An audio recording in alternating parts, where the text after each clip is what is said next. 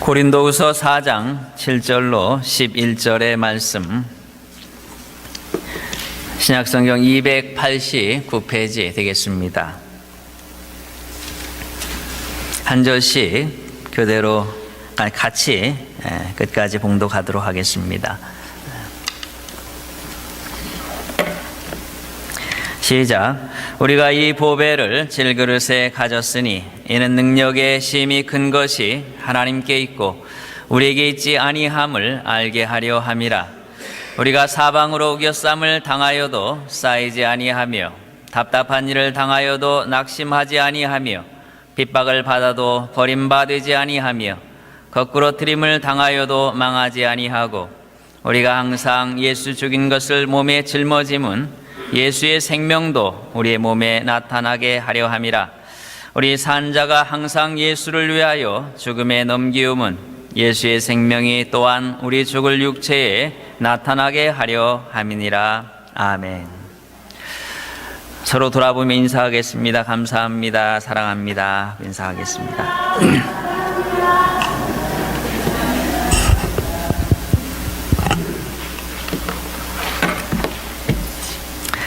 오늘 읽은 말씀을 통해서 보배를 담은 질그릇이라는 제목으로 함께 말씀을 나누도록 하겠습니다.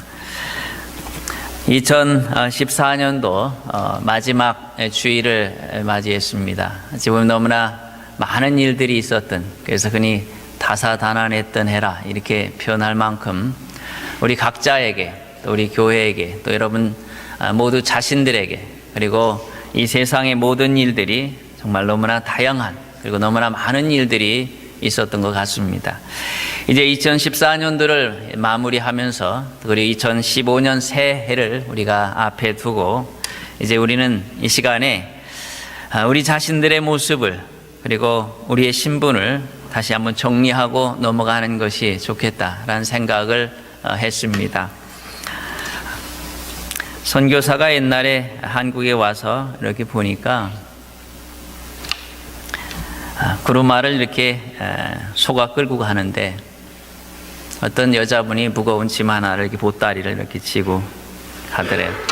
그러니까 그를 보면서 여기 타고 가시라고. 그래서 그 여자분이 고맙습니다 하고 그 구루마를 탔습니다. 근데 보니까 선교사도 같이 탔는데 참 재미난 것은 이 여자분이 거기에 타가지고도 이 보따리를 머리에다 이고서 계속 앉아 있는 겁니다. 그래서 참 왜 내려놓으면 될 걸 굳이 저렇게 지고 가나 하고서 나중에 물어봤더니 미안해서 이렇게 이거 짐까지 내려놓으면 좀 미안해가지고 나 하나 타고 가는 것도 고맙고 미안한데 하면서 그것을 그렇게 지고서 가더라는 이야기가 있습니다. 어찌 보면 우스운 이야기 같지만은 많은 그리스도인들이 바로 그렇게 이 땅을 살아가고 있습니다. 분명 하나님께서 우리에게 놀라운 은혜를 허락하셨고 예수 그리스도를 믿음으로 말미암아 우리의 신분에 경이로운 변화가 일어났음에도 불구하고 그것들을 누리지 못하고 그것들을 알지 못하고 살아가는, 그래서 별반 세상 사람들과 다를 것이 없는 모습으로 살아가는 그리스도인들이 이 땅에 얼마나 많은지 모릅니다. 그리스도의 복음, 하나님의 말씀 속에 기록된 이 복음을 우리가 이해하고 안다면 우리의 삶이 분명 달라지고 변화될 수밖에 없습니다. 로이드 존스의 그 글들을 읽어보면은 거기 그런 이야기들이 있습니다. 하나님의 백성들이 하나님께서 우리에게 허락하신, 이미 우리에게 주신 놀라운 것들을 이해한다면, 정말로 이해한다면 그의 삶이 변화될 것이다 라는 것입니다. 지금 같은 모습으로 결단코 살아가지 않을 것이라는 것입니다. 문제는 분명히 변화되었는데도 그럴 것이다 라고 하는, 아마 그렇겠지 라고 생각하는 것에서 멈춘다고 하는 것입니다. 그런데 성경에서 우리에게 표현해 주는 것들은 대부분 과거로 표현하고 있습니다. 우리에게 이미 얻은 것들로 묘사하고 있다고 하는 것입니다. 예수 그리스도를 믿음으로 우리에게 주어진 구원도 그리하고 하나님께서 우리에게 허락하신 많은 것들도 과거로 묘사하는, 완료형으로 묘사하는 것들이 대부분이라는 것입니다. 그렇다면 이미 우리가 가지고 있는 것들을 우리가 확실히 알고, 그리고 그 신분에 걸맞게만 살아간다면 우리는 새해도 아무리 거칠고 힘든 것일지라도 기쁨과 감사함과 찬양하며 살아갈 수 있을 것입니다. 많은 그리스도인들의 모습을 보면서 이 땅의 많은 사람들이 하나님의 살아계심을 느낄 수 있을까? 여러분들이 예배를 끝나고 나가는 모습을 저 밖에 있는 다른 사람들이 보고, 믿지 않는 사람들이 보고, 하나님이 살아있나? 하나님이 살아있나 보다. 저들을 보니 살아있을 수밖에 없겠다라고 느낄 수 있는가 하는 것입니다. 분명 우리에게 이러한 모든 것들을 허락하셨음에도 불구하고 우리는 마치 아무것도 없는 사람인 것과 같이, 세상에 있는 사람들과 별반 다른 것이 없는 사람들과 같이 그렇게 무기력하고, 그리고 때로 우울하고, 때로 그리고 고통스럽게 두려워하면서 이 땅을 살아가고 있다고 하는 것이죠. 자, 그래서 오늘 우리는 우리의 신분을 이 새해를 맞이하기에 앞서서 2014년도를 마무리하면서 우리가 어떤 사람들인지 우리가 정리하는 그러한 시간으로 우리가 갖도록 하겠습니다. 오늘의 말씀 속에서 보니까 7절에서 이렇게 표현합니다. 우리가 이 보배를 질그릇에 가졌으니 이는 능력의 힘이 큰 것이 하나님께 있고 우리에게 있지 아니함을 알게 하려 함이라. 자, 우리의 신분을 이렇게 표현합니다. 우리는 보배를 담은 질그릇입니다 라고 사도 바울이 우리의 신분을 정리하고 있습니다. 우리가 성경에서 배우는 이러한 것들은 마치 수학의 공식과 같이 우리의 마음속에 외우고 있어야 합니다. 공식은 외우지 않으면, 수학의 참 난제는 그 공식들을 외우지 않으면 앞으로 전진이 안 된다는 것입니다.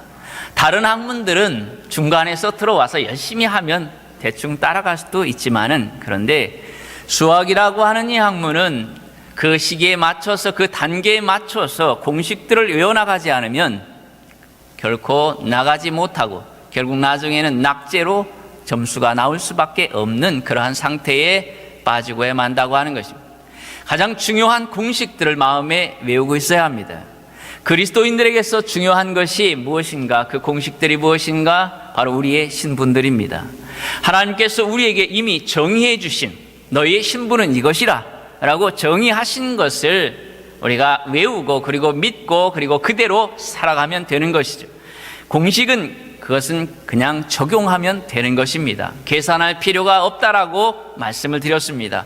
공식을 계산해보는 어리석은 자가 있다면 그는 그 학문을 다 익힐 수가 없을 것입니다. 이미 선배들에 의해서 이미 다 그것이 계산되고 그리고 적용돼서 그것이 옳은 것임이 입증된 것들이죠. 하나님의 말씀을 통해서 주어지는 이 말씀들은 공식과 같아서 이것은 시험해 볼 필요도 없습니다. 이것은 적용해 볼 필요도 없습니다. 그냥 그것을 믿고 그대로 내 삶에 적용하면 능력으로 나타나는 것이죠. 이것이 하나님의 말씀의 능력이요 힘이라고 하는 것이죠. 그래서 오늘 여기 첫 번째 나오고 있는 우리가 이 보배를 질그릇에 가졌습니다. 우리는 보배를 담은 질그릇이다라는 것입니다. 자, 그러면 1차적으로 우리가 질그릇이라고 하는 것을 먼저 이해를 해야 합니다. 당시에 이 질그릇은 잡화점에 가서 쉽게 살 수 있는 깨지기 쉬운 아주 그리고 연약하고 그리고 값싼 그런 하찮은 그러한 그릇입니다. 그런데 이 그릇이 바로 우리라라고 말씀하고 있습니다.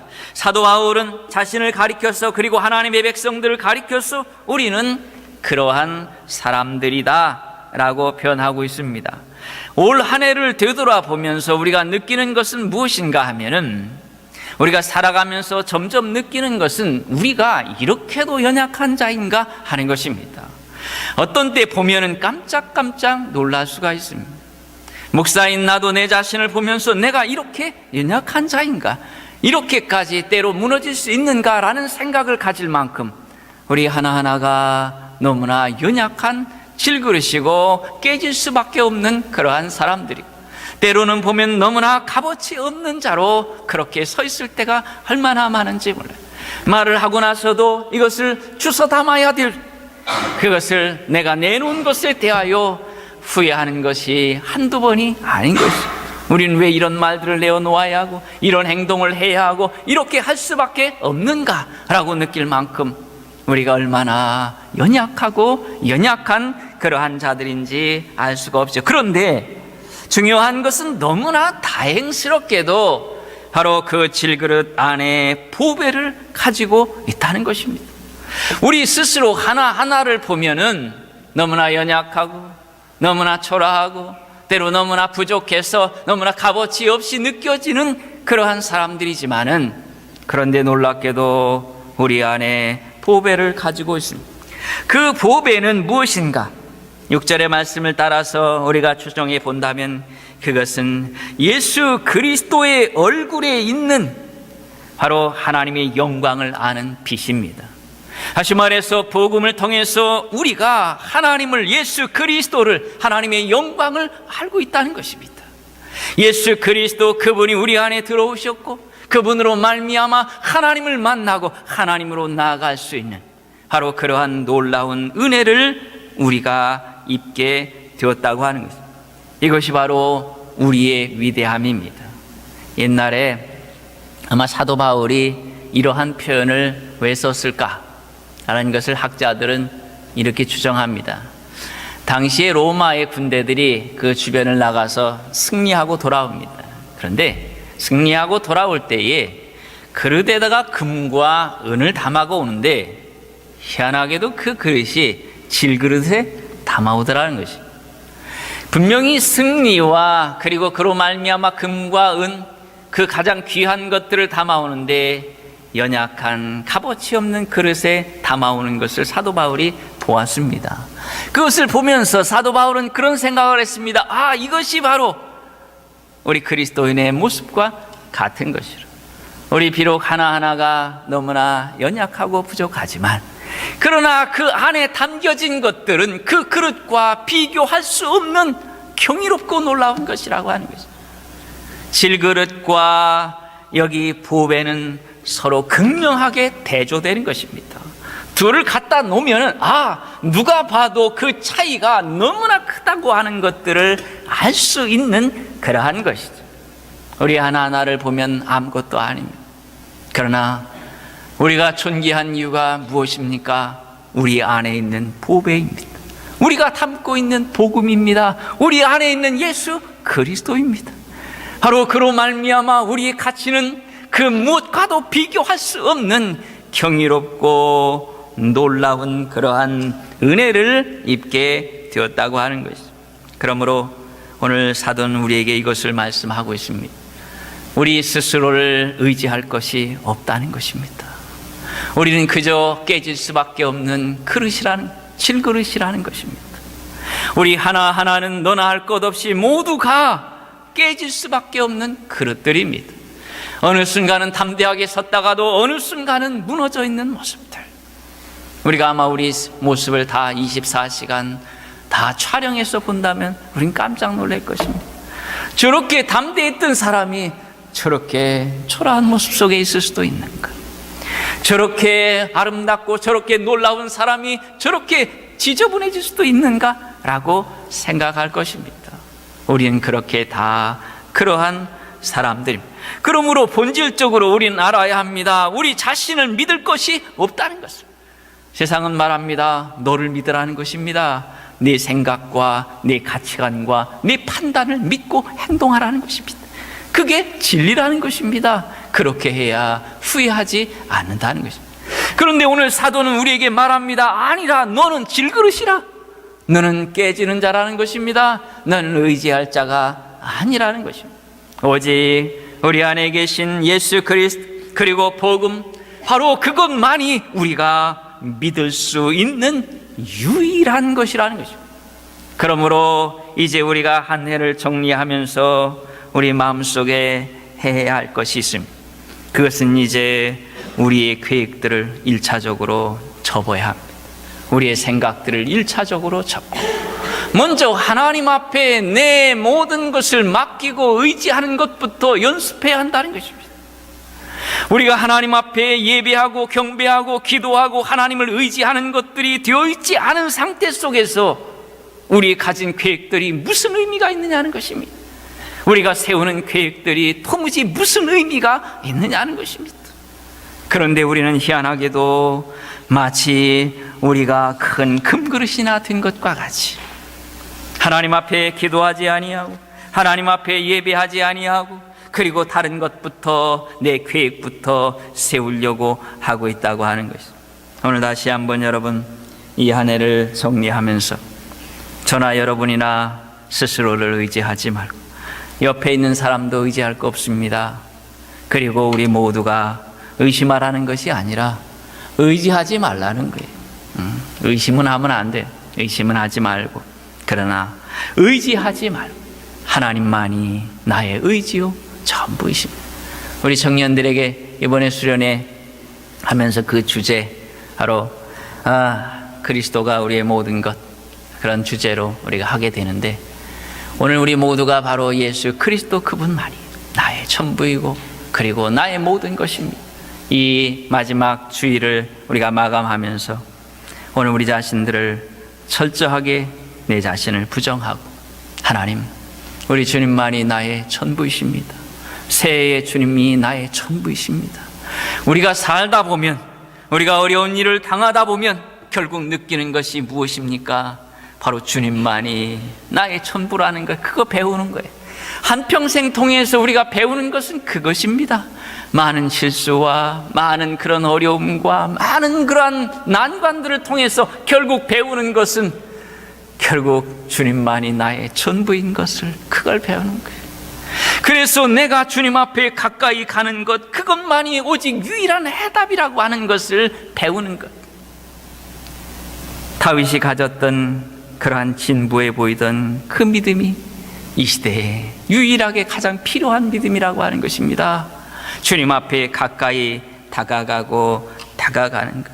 여러분 이제 그가 연약함에도 불구하고 그가 영광을 누릴 수 있었던 것, 그 모든 것을 이길 수 있었던 것, 그것은 바로 자신 안에 있었던 바로 그 보화, 그 복음, 하나님을 아는 영광, 바로 예수 그리스도, 바로 그분 때문이었다고 하는 것.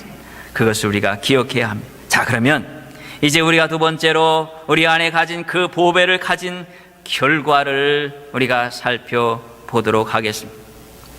무엇을 가졌다고 하는 것은, 위대한 것을 가졌다고 하는 것은 그것으로 말미암아 특혜가 따라옵니다.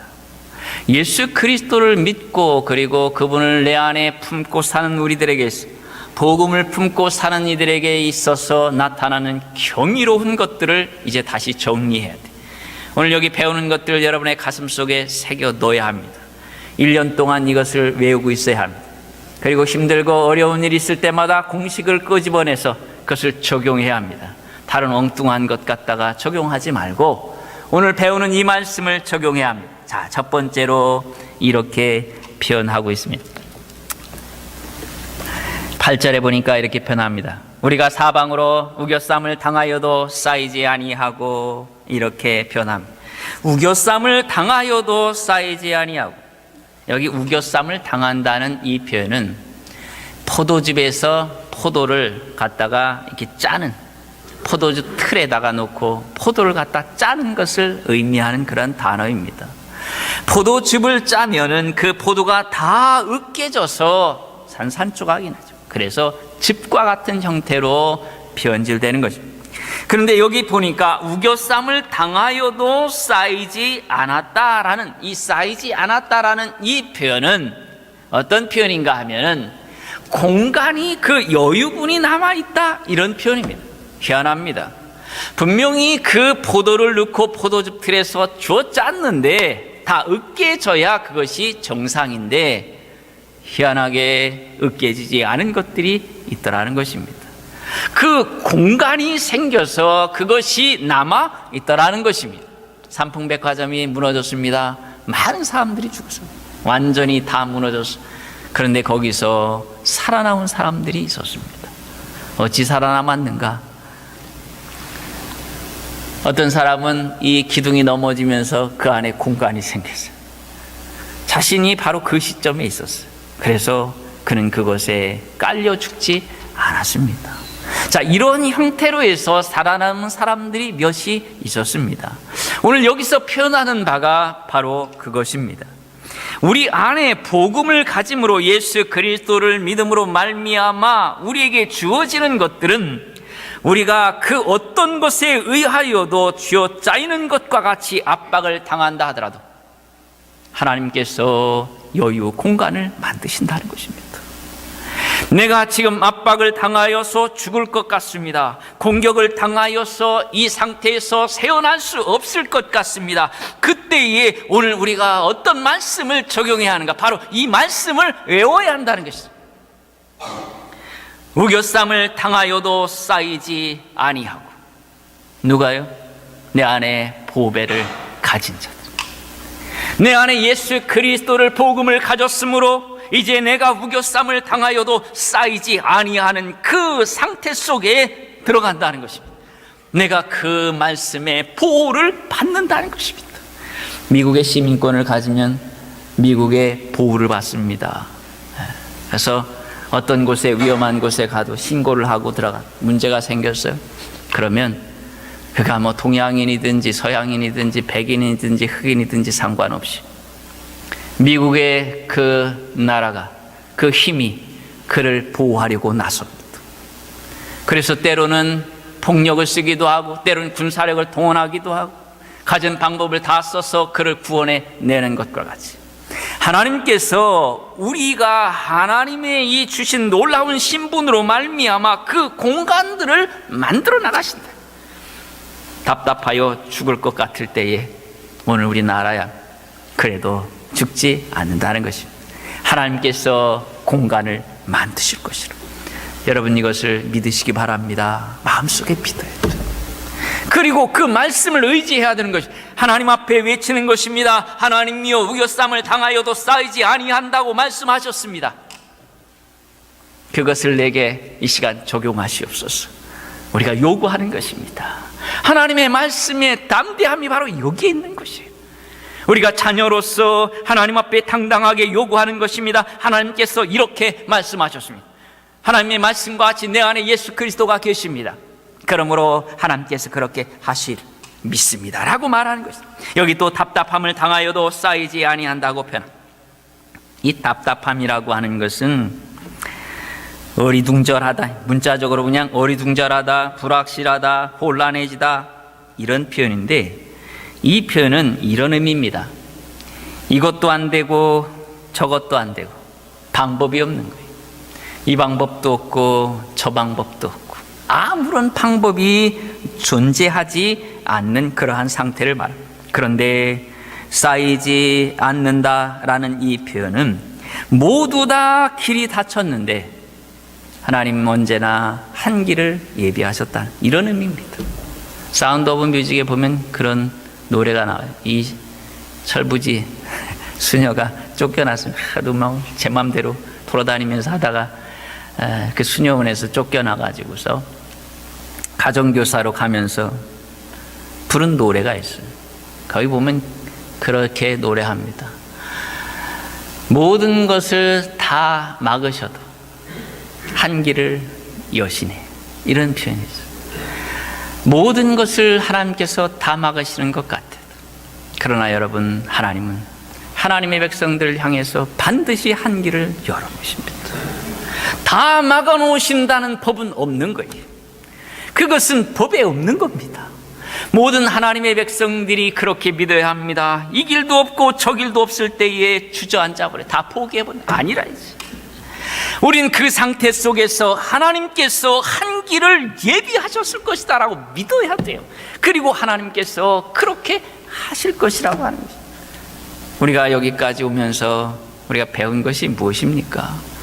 다 막혀도 하나님께서는 한 길을 계속해서 열어오셨다는 것이죠. 그래서 여기까지 온 겁니다. 우리가 그렇지 않으면 우리는 다 무너지고야 말았을 것이죠. 바로 그렇게 우리가 그 말씀을 믿어야 되죠. 또 보니까 핍박을 받아도 버림받지 아니하고 거꾸러뜨림을 당하여도 망하지 않는다라고. 핍박을 받아도 버림받지 않는다고 하는 것은 핍박을 받았지만 포기되지 않는다는 표현인데 이건 마치 무엇과 같으냐면 이런 표현입니다. 막 도망가고 있어요. 뒤에서 적이 쫓아오고 있습니다.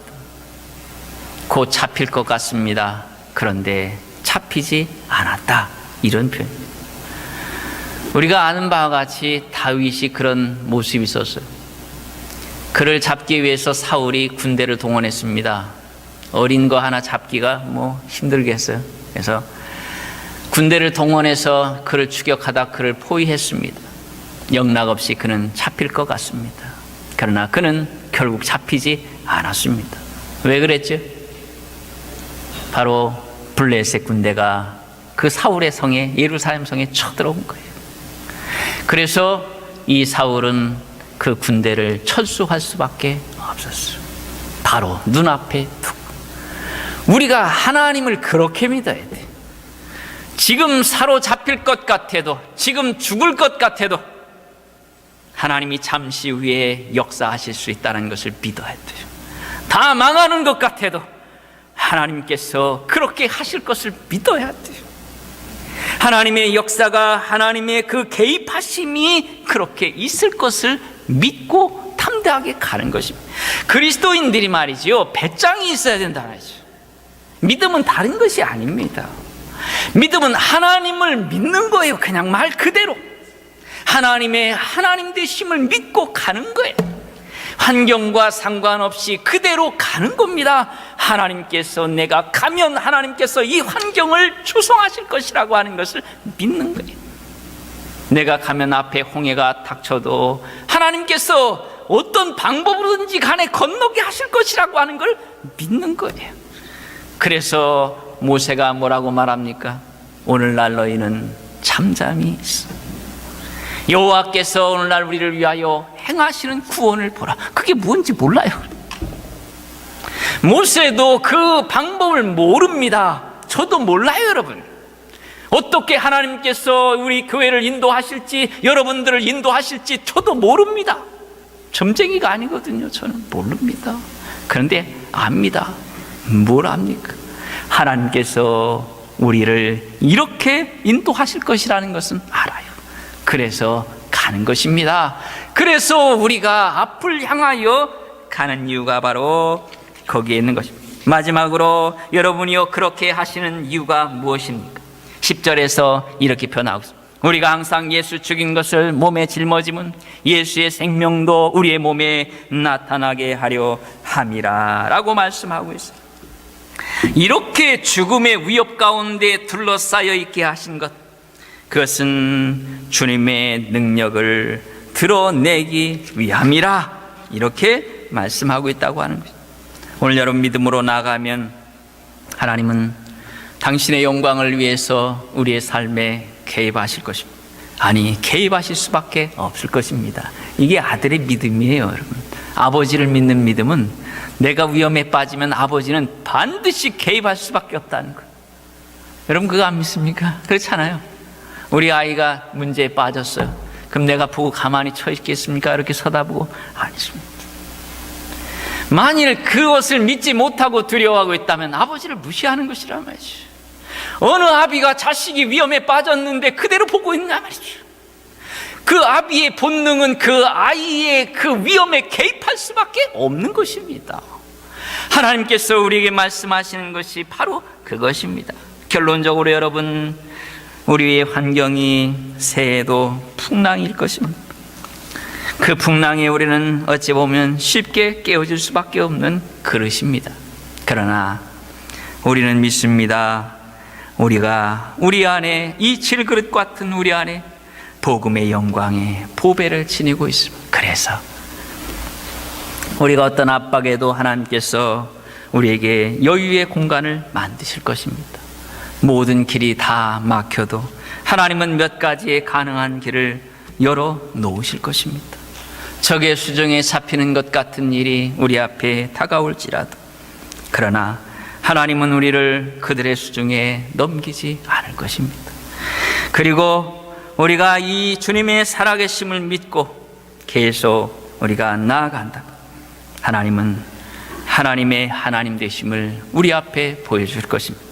여러분, 새해는 우리가 모두 다 저나 여러분이나 가본 적이 없는 미지의 세계입니다. 그래서 때로 두렵고 때로 걱정이 되고 때로 마음속에 불안이 일어난 것이 사실입니다. 그러나 여러분, 그럼에도 불구하고 우리의 신분은 변화되지 않았습니다. 우리는 여전히 하나님의 자녀요, 하나님의 백성입니다. 우리 안에 예수 그리스도께서 들어와 계십니다. 그러므로 새해에는 우리가 두려워하고 걱정할 수 있는 그러한 미래가 아니라 이 위대하신 우리의 왕이신 그분께서 우리를 인도하시고 보호하시고 지키시면서, 그래서 하나님의 말씀이 사실임을 확인시켜 주시는 놀라운 하나님의 능력을 확인하는 새해가 될 것입니다. 그러므로 우리 담대히 가십시다. 가다 힘들어도 우왕좌왕하지 말고, 아닌 것 같아도 흔들리지 말고 그냥 새해를 우리가 최선을 다해 뛰어가는 우리 모두가 되시기를 주의 이름으로 축원합니다. 아멘.